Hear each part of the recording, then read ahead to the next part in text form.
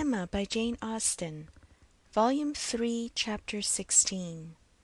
It was a very great relief to Emma to find Harriet as desirous as herself to avoid a meeting. Their intercourse was painful enough by letter. How much worse had they been obliged to meet! Harriet expressed herself very much as might be supposed, without reproaches or apparent sense of ill usage. And yet Emma fancied there was a something of resentment, a something bordering on it in her style, which increased the desirableness of their being separate.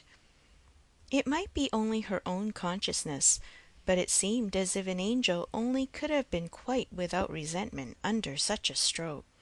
She had no difficulty in procuring Isabella's invitation, and she was fortunate in having a sufficient reason for asking it, without resorting to invention. There was a tooth amiss. Harriet really wished, and had wished some time, to consult a dentist. Mrs. John Knightley was delighted to be of use.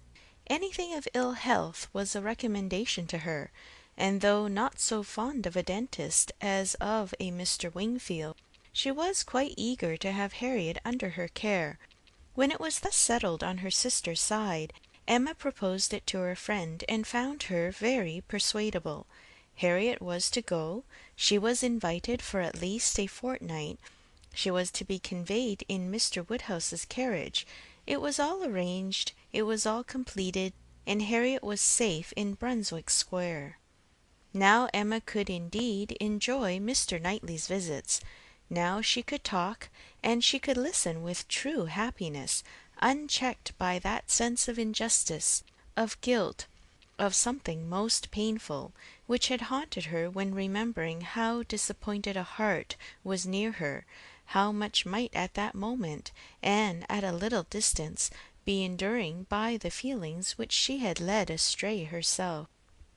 The difference of Harriet at Mrs. Goddard's or in London made perhaps an unreasonable difference in Emma's sensations, but she could not think of her in London without objects of curiosity and employment, which must be averting the past, and carrying her out of herself. She would not allow any other anxiety to succeed directly to the place in her mind which Harriet had occupied. There was a communication before her, one which she only could be competent to make, the confession of her engagement to her father. But she would have nothing to do with it at present. She had resolved to defer the disclosure till Mrs. Weston were safe and well.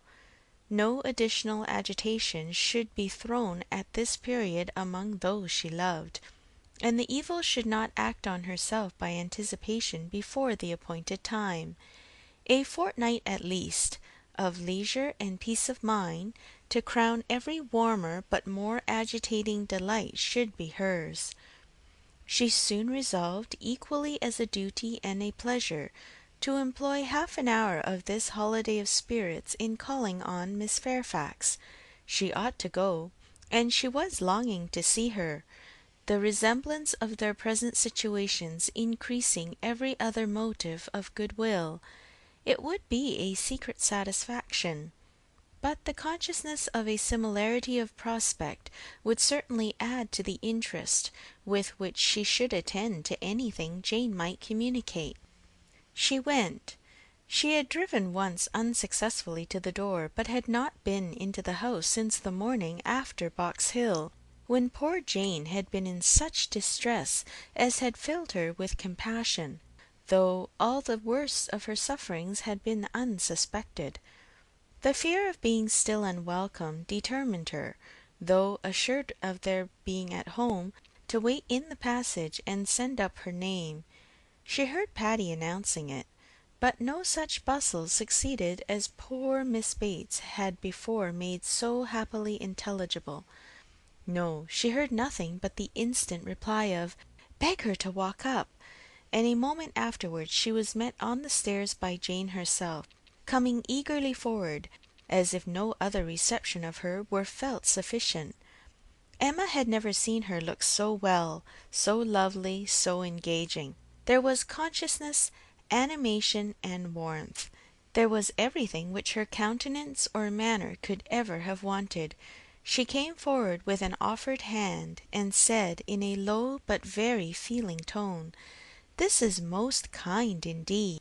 Miss Woodhouse, it is impossible for me to express.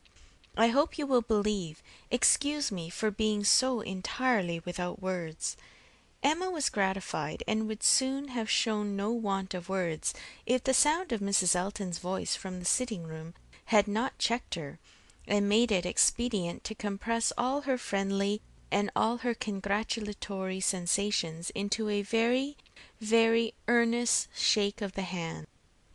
Mrs. Bates and Mrs. Elton were together. Miss Bates was out, which accounted for the previous tranquillity. Emma could have wished Mrs. Elton elsewhere, but she was in a humour to have patience with everybody, and as Mrs. Elton met her with unusual graciousness, she hoped the rencontre would do them no harm. She soon believed herself to penetrate Mrs. Elton's thoughts, and understand why she was, like herself, in happy spirits. It was being in Miss Fairfax's confidence, and fancying herself acquainted with what was still a secret to other people.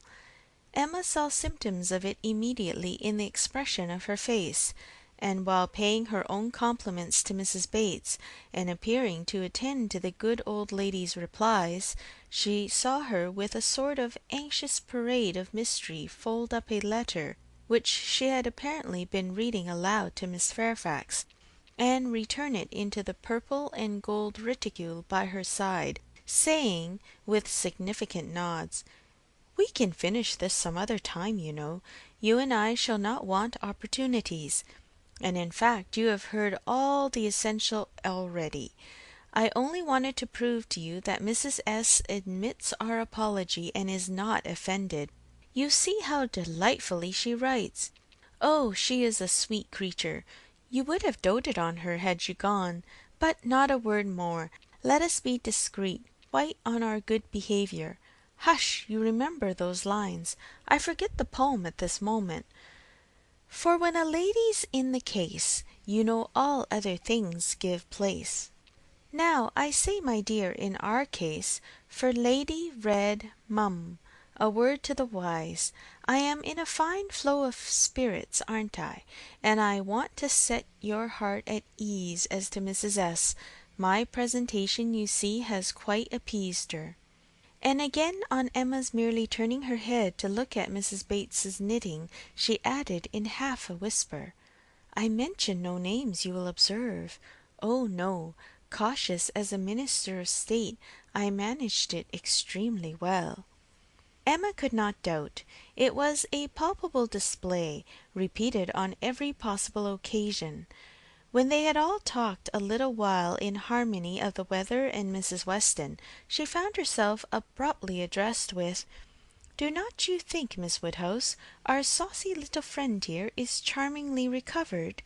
Do not you think her cure does Perry the highest credit?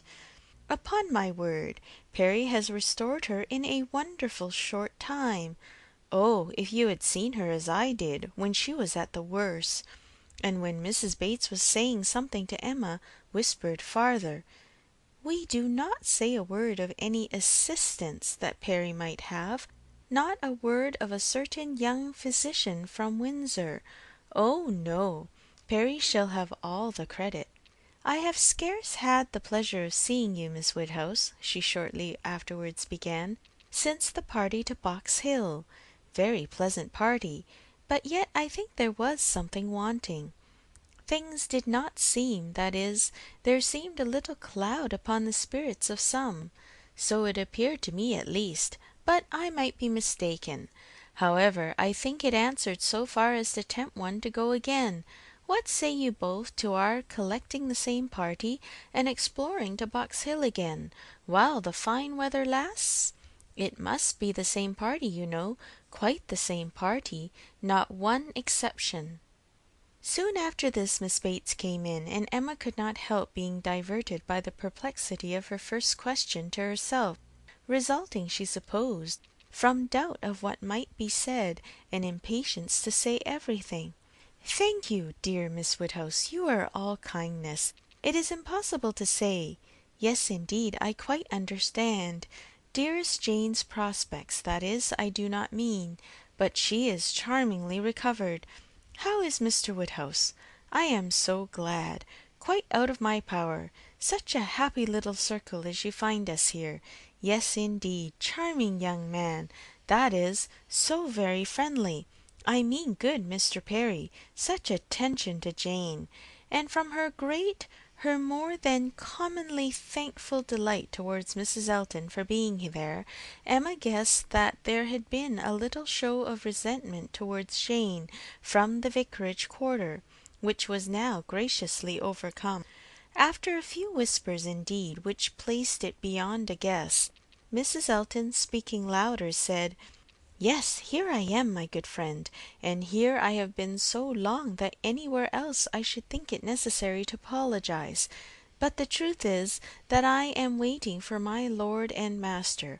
He promised to join me here and pay his respects to you. What? Are we to have the pleasure of a call from Mr. Elton? That will be a favor indeed, for I know gentlemen do not like morning visits, and Mr. Elton's time is so engaged." "Upon my word it is, Miss Bates. He really is engaged from morning to night. There is no end of people coming to him, on some pretence or other. The magistrates, the overseers, the churchwardens, are always wanting his opinion. They seem not able to do anything without him. Upon my word, Mr. E., I often say, rather you than I. I do not know what would become of my crayons and my instrument if I had half so many applicants. Bad enough as it is, for I absolutely neglect them both to an unpardonable degree. I believe I have not played a bar this fortnight. However, he is coming, I assure you. Yes, indeed, on purpose to wait on you all." And putting up her hand to screen her words from Emma, "A congratulatory visit, you know. Oh, yes, quite indispensable." Miss Bates looked about her so happily. "He promised to come to me as soon as he could disengage himself from Knightley. But he and Knightley are shut up together in deep consultation. Mr. E. is Knightley's right hand." Emma would not have smiled for the world, and only said, "Is Mr. Elton gone on foot to Donwell? He will have a hot walk." "Oh, no, it is a meeting at the Crown, a regular meeting. Weston and Cole will be there too, but one is apt to speak only of those who lead. I fancy Mr. E. and Knightley have everything their own way." "Have not you mistaken the day?" said Emma. "I am almost certain that the meeting at the Crown is not till to-morrow. Mr. Knightley was at Hartfield yesterday, and spoke of it as for Saturday." "Oh, no, the meeting is certainly to-day," was the abrupt answer, which denoted the impossibility of any blunder on Mrs. Elton's side. "I do believe," she continued, "this is the most troublesome parish that ever was. We never heard of such things at Maple Grove." "Your parish there was small," said Jane. "Upon my word, my dear, I do not know, for I had never heard the subject talked of, but it is proved by the smallness of the school which I have heard you speak of, as under the patronage of your sister and Mrs. Bragg, the only school, and not more than 25 children. Ah, you clever creature, that's very true. What a thinking brain you have! I say, Jane, what a perfect character you and I should make, if we could be shaken together. My liveliness and your solidity would produce perfection. Not that I presume to insinuate, however, that some people may not think you perfection already. But hush, not a word, if you please." It seemed an unnecessary caution. Jane was wanting to give her words, not to Mrs. Elton, but to Miss Woodhouse, as the latter plainly saw. The wish of distinguishing her, as far as civility permitted, was very evident, though it could not often proceed beyond a look.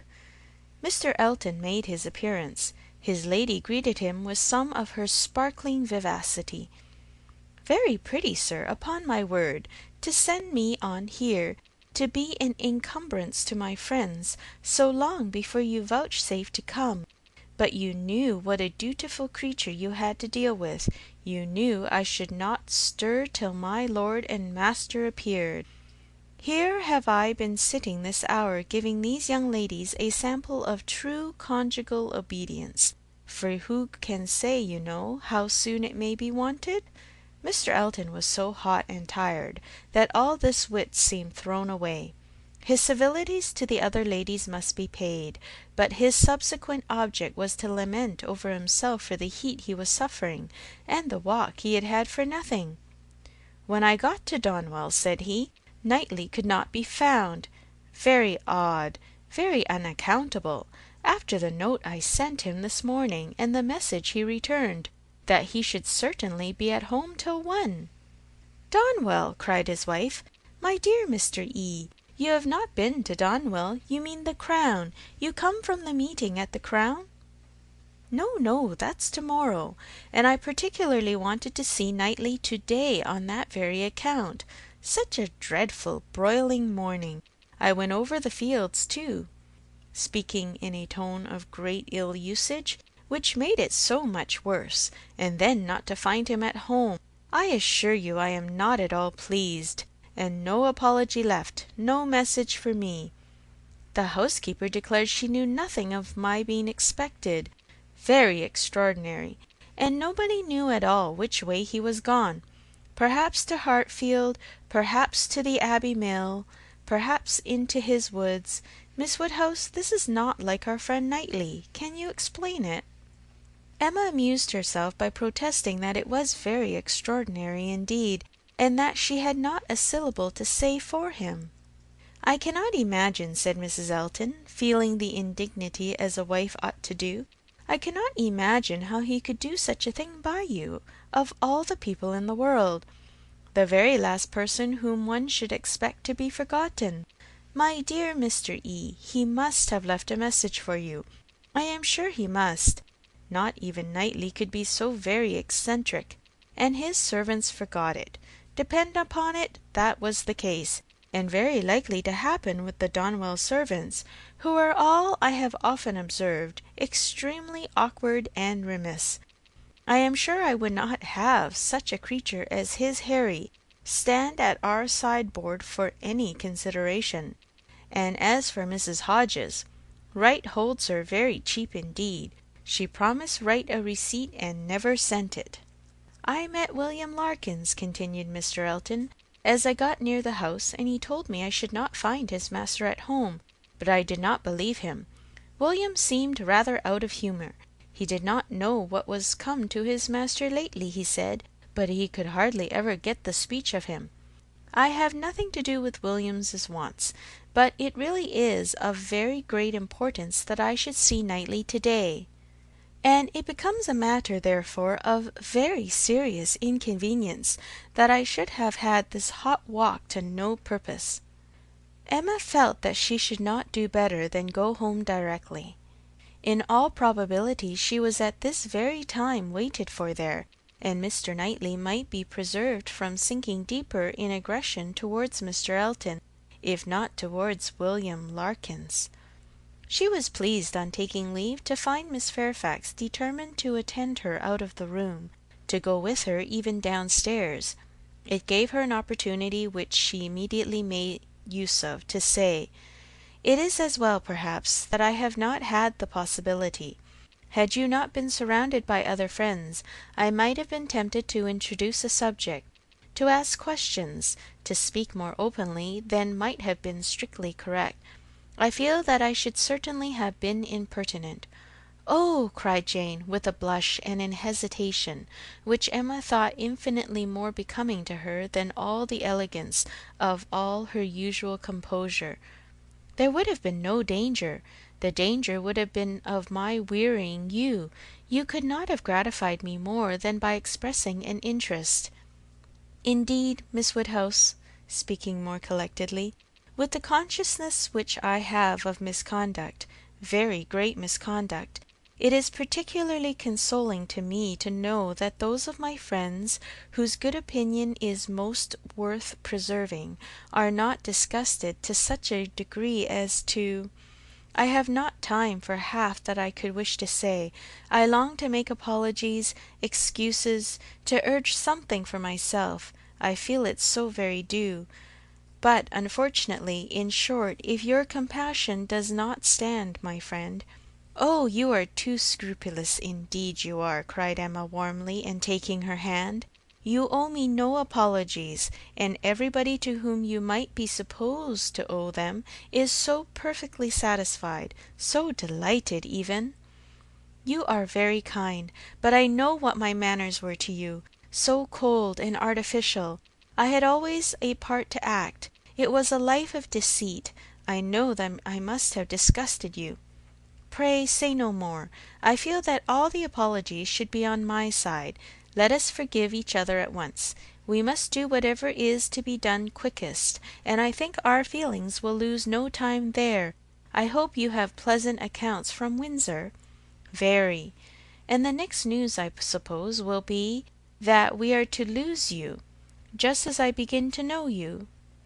"Oh, as to all that, of course nothing can be thought of yet. I am here till claimed by Colonel and Mrs. Campbell."